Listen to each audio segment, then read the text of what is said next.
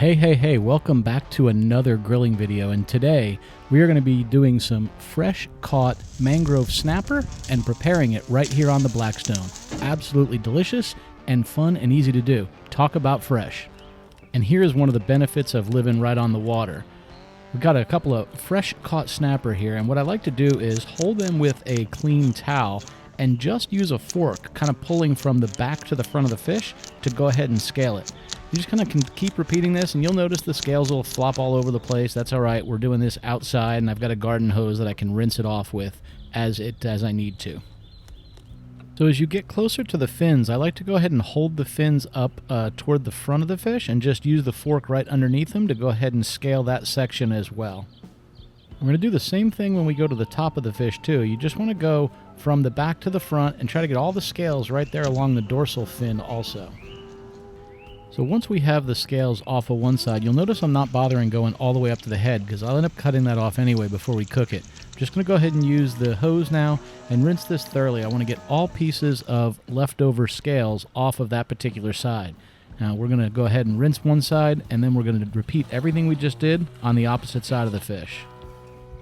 Once we've scaled both sides of the fish, we want to go ahead and pull the fin on the side forward and just go ahead and make an angular cut from the top of the fish right down all the way to the bottom side. Now you'll notice here I'm having a little bit of trouble getting through the spine with this old dull knife. I'm just going to go ahead and press through, and then once I'm through the spine, you'll see here what I'm going to do is I'm cutting right to the fins, and then I want to slide this piece backwards a little bit. The idea is I'm getting that fin, and it's going to pull all of the innards out as well. So as we pull this aside, you'll notice here we're making progress and cleaning that all right out. There we go. Now we want to clean out any remnants that are still in there also. Don't forget, you want to make sure you rinse this out really well. So you pull out any remnants here and put your hose right in there. Clean out the entire gut cavity for sure. Rinse off the cutting board really well. And then you want to put your knife in from the backside and slice all the way to the end of the cavity. If you happen to notice anything that's still left in there, be sure to go ahead and remove that, just like this piece here.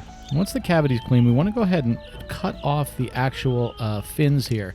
By all means, please use a sharper knife. This one's been a little bit of a challenge, so you notice I got most of it off, but I cut into the actual meat here a little bit. I wanted to remove the very thin part that's there by the skin as well.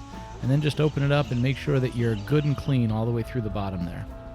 Now we want to go ahead and do the same thing on the top side here. We're going to go ahead and cut off the entire dorsal fin. So you want to use your knife, spread this out so you can see exactly where it is. Remember, these little spikes and fins go all the way down into the backbone. So you're going to want to go just inside of these a little bit and just trim all the way down, removing this entire dorsal fin. Now we are about done preparing the fish here on the outside. So we want to get our water hose again, and again, clean really well.